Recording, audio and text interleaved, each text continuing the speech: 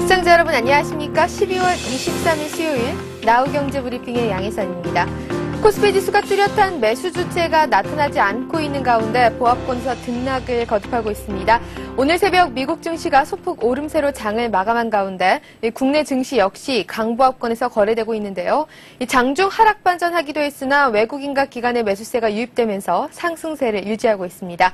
그러나 이 매수 강도 역시 그리 높진 않아서 탄력적인 지수 상승으로는 연결되지 못하고 있는 모습입니다. 현재 시각 코스피 지수 1.92포인트 상승한 1657.46을 기록하고 있고요. 코스닥 지수는 3.23포인트 하락하는 509.55를 기록하고 있습니다. 먼저 수급 상황부터 살펴보도록 하겠습니다. 코스피 시장입니다. 외국인과 기관 모두 매수에 나섰습니다. 순매수 규모는 외국인 370억 원, 기관 574억 원가량입니다. 외국인은 이틀째, 기관은 나흘째 순매수를 보이고 있습니다. 개인은 821억 원어치를 매도하면서 3일 연속 팔자세를 나타내고 있습니다. 코스닥 시장에서는 반대로 개인만이 사고 있습니다. 개인이 242억 원 매수하고 있는 가운데 외국인과 기관이 각각 129억 원, 110억 원가량 팔고 있는 모습입니다. 선물시장입니다. 선물시장에서 외국인이 2,887계약 순매수하고 있는데요. 이에 따라 이 차익 거래를 중심으로 프로그램 248억 원가량 매수하고 있습니다. 업종별 등락률 살펴보도록 하겠습니다. 오늘 대형주가 강세입니다. 대형주 0.12% 오르고 있는 가운데 중소형주가 약세인데요. 중형주는 0.09% 내려가고요. 소형주는 0.54% 밀리고 있습니다. 오르는 업종들요, 오르는 폭이 그리 크진 않습니다. 건설업, 전기가스업 0.8%가량 오르고요. 전기전자 0.6%, 기계 0.5% 오릅니다. 유통업 0.4% 오르고 있습니다. 하락하는 업종들, 오늘 증권업이 1.98%, 2% 가깝게 급락합니다. 보험업도 0.89% 밀리고요. 종이목지도 0.84% 하락하고 있습니다. 금융업도 0.76% 내려가고 있는 가운데 운수창고도 0.5%대 하락 보여주고 있습니다. 시가총액 상위 종목군들 살펴보겠습니다. 오전장에는 모두 상승하며 출발을 했는데요. 지금은요, 삼성전자, 포스코가 오릅니다. 삼성전자 0.26% 올라가고요. 포스코 0.5% 오릅니다. KB금융은 0.85% 조정받고 있는 가운데 한국전력이 1.39% 올라갑니다. LG전자도 0.82% 올라가고요. 오늘 현대모비스 2.17%로 급등하고 있습니다. LG화학도 1.8% 오전장 내내 상승하고 있는 흐름이고요. SK텔레콤이 조금 조정받습니다. 0.28% 내려갑니다. LG디스플레이와 하이닉스 모두 0.9%로 0.9%로 나란하게 올라갑니다. 현대중공업은 반면 0.9% 내려가고요. LG도 1.1%가량 하락합니다. KT가 0.98% 조정받고 있는 가운데 롯데쇼핑 오늘 1.3% 오릅니다. 반면 신세계 같은 유통주지만 0.19% 내려가고요. NHN이 2.3% 상승하고 있는 모습입니다.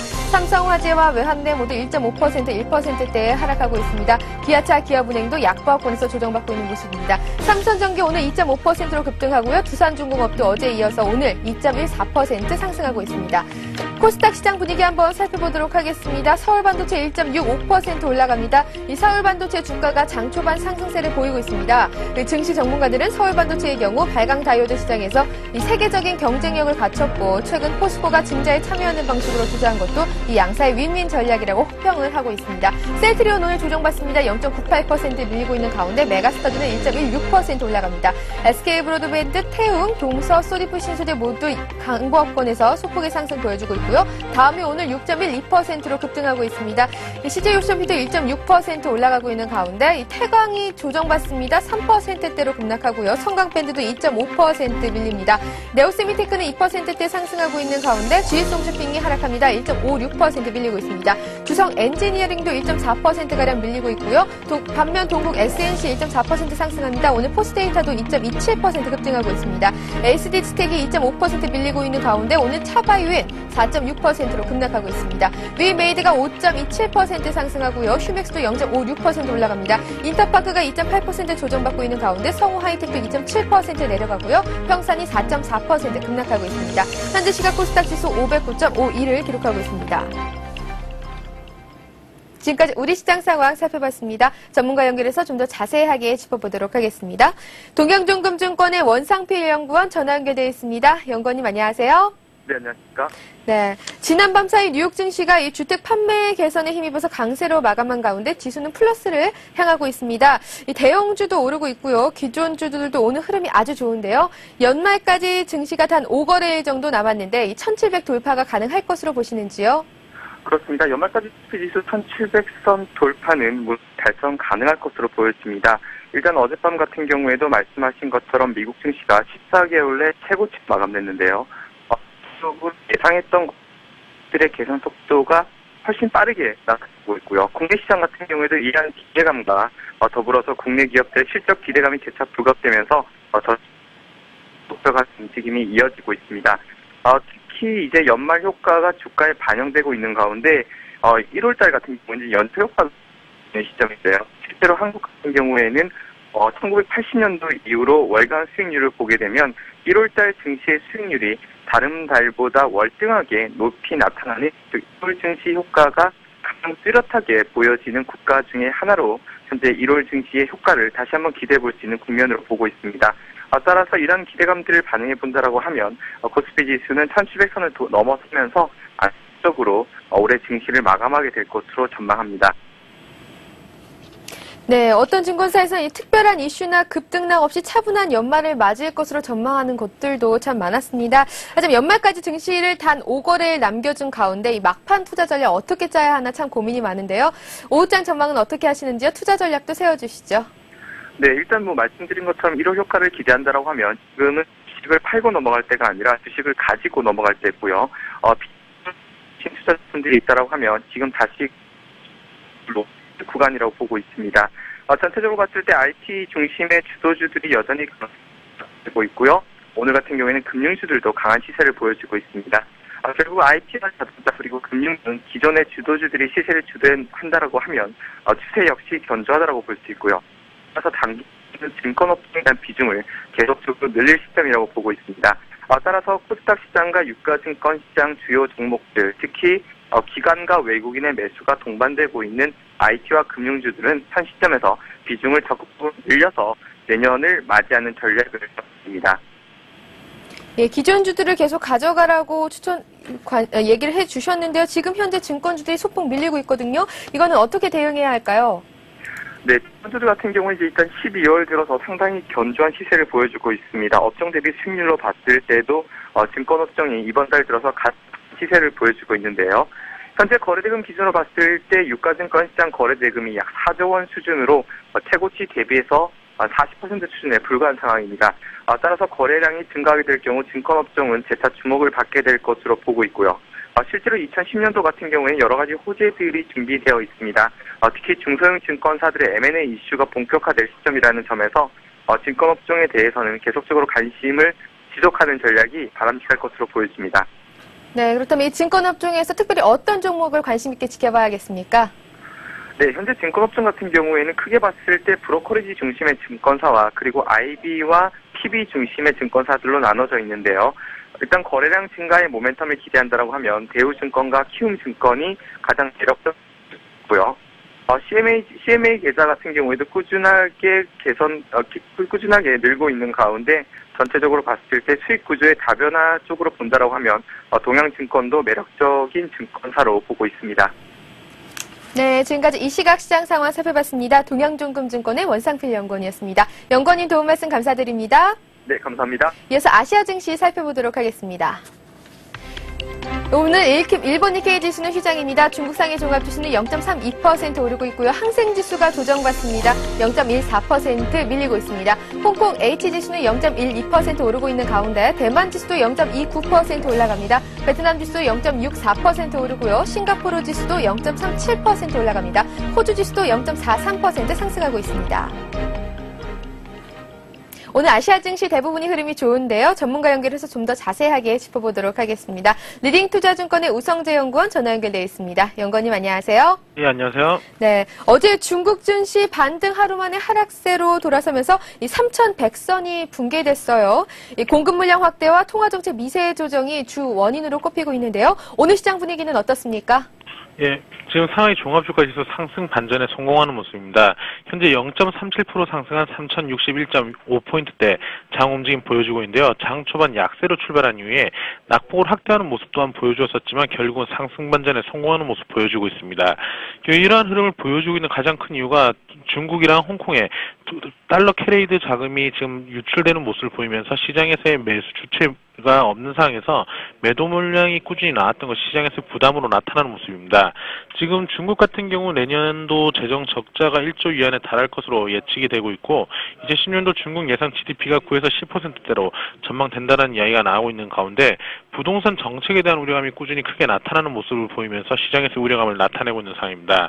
결국 지금 부동산에 대한 버블 정책이 꾸준히 나오고 있는 가운데 지금 이러한 것들로 인한 부동산, 시가총액이 큰 부동산주들이 약세에 가장 큰 힘을 보태는 모습을 보이면서 시장의 약세를 주도하는 모습이었는데요. 결국 지금 1가구 2주택에 대한 보증 비율을 50%로 상향 조정할 것이라는 이야기가 나오면서 시장에서의 우려감은 더욱 커지고 있다고 보시면 좋을 것 같습니다. 결국 중국 본토 증시 3,000포인트는 지지해주겠지만 시장에서의 기간 조정 장세 움직임이 계속적으로 나타나는 확률이 높을 것 같습니다.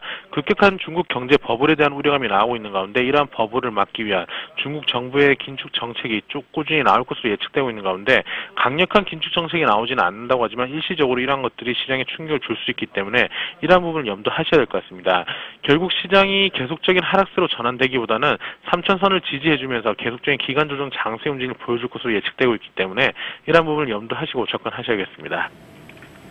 네, 바클레이즈에서 나온 리서치 보고서에서 중국 정부가 10년 하반기부터 긴축 정책으로 전환될 것이라는 예상을 했습니다. 이 장밋빛 전망이 계속 나오고 있는 가운데 이게 무슨 얘기인지 좀 더 자세히 전해주시죠.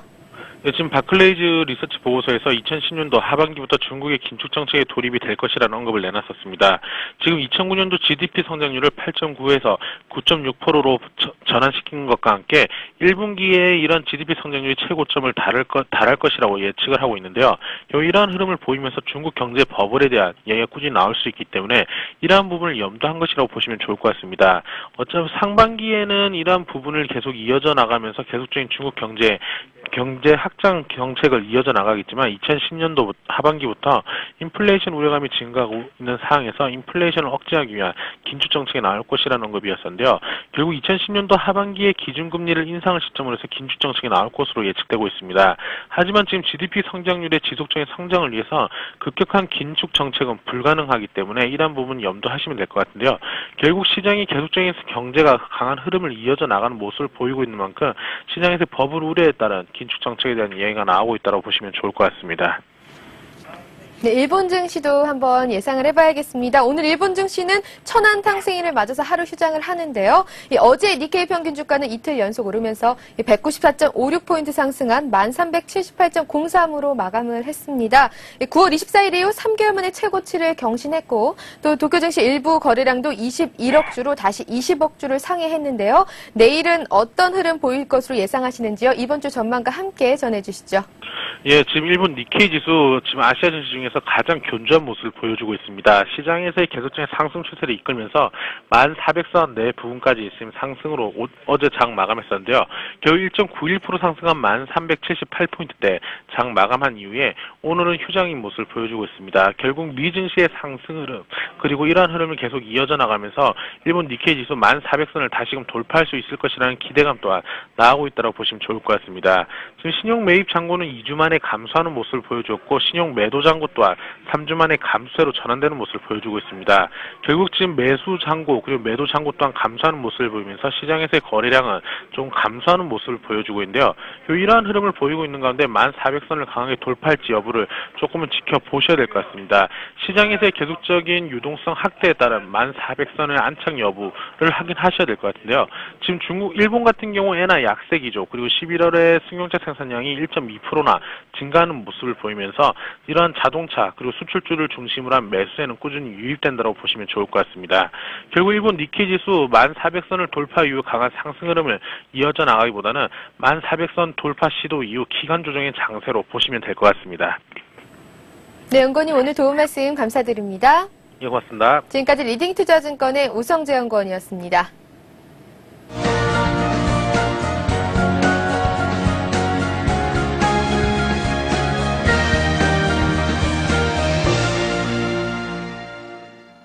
이 시각 주요 뉴스입니다. 내년 상반기 가계가 은행에 내야 하는 이자가 12조 원을 넘을 것이라는 분석이 나왔습니다. 삼성경제연구소는 내년 상반기 가계 예금은행 대출이자 부담은 무려 12조 3천억 원에 이를 것으로 추산했습니다. 분기별로는 올해 4분기 5조 5천억 원에서 내년 1분기 6조 원, 내년 2분기 6조 3천억 원으로 늘어날 것으로 내다봤습니다. 이는 내년 1분기와 2분기 가계대출을 각각 414조 1천억 원과 419조 8천억 원으로 예상하고 전분기에 비해 대출 규모가 1.2% 정도씩 늘어난다는 가정 아래 추산한 것입니다. 금융위원회 권혁세 부위원장은 내년 상반기 우리금융지주의 민영화 방안이 윤곽을 드러낼 것이라고 밝혔습니다. 권 부위원장은 공적자금관리위원회가 우리금융 민영화 방법을 논의하고 있다며 내년 상반기 여론을 수렴해 추진할 것이라고 말했습니다. 정부 보유 우리금융 지분 66% 가운데 50% 초과 지분은 블록세일을 통해 매각하고 지배 지분은 합병이나 분산 매각 등을 놓고 검토하겠다고 설명했습니다. 또 권 부위원장은 산업은행은 내년에 수신 기반 확대와 재무구조 개선 등 체질을 개선하고 그 다음에 국내외 매각을 통한 민영화 문제를 검토해야 한다고 말했습니다. 윤중현 기획재정부 장관은 다양한 고용 형태를 활성화해서 여성을 위한 일자리를 창출하겠다고 밝혔습니다. 윤 장관은 정부 과천청사에서 열린 위기관리대책회의에서 고용 창출을 위해 세제 보조금 등 인센티브를 주고 유연 근로제 등 다양한 고용 형태를 활성화해야 한다고 말했습니다. 이어 저출산에 대비해 여성에게 적합한 일자리에 관심을 갖고 경제활동 참여율을 높인다면 위기를 기회로 바꿀 수 있다고 덧붙였습니다. 정부가 공공기관의 과도한 임금 체계를 하향 조정하기 위해 대졸 초임에 대한 삭감 작업을 마무리했습니다. 기획재정부는 올해 공공기관 선진화에 따라 552개 공공기관에 대해 평균 15% 내외로 대졸 초임을 삭감하는 작업을 마쳤다고 밝혔습니다. 특히 인천국제공항공사의 삭감률이 26.2%로 가장 높았습니다. 이번에 하향 조정된 임금 체계는 매년 입사하는 대졸 신입에게 똑같이 적용돼 앞으로 4년에서 5년 안에는 민간기업 수준으로 임금이 낮아질 전망입니다. 현재 시각 코스피 지수는 1.68포인트 상승하는 1656.83을 기록하고 있습니다. 코스닥 지수는 3.12포인트 하락한 509.67을 기록하고 있습니다. 내일이 벌써 크리스마스 이브입니다. 이 5장 투자 전략도 잘 짜셔서 따뜻한 크리스마스 보내시길 바라겠습니다. 지금까지 나우경제브리핑의 양혜선이었습니다. 시청해주신 여러분 고맙습니다.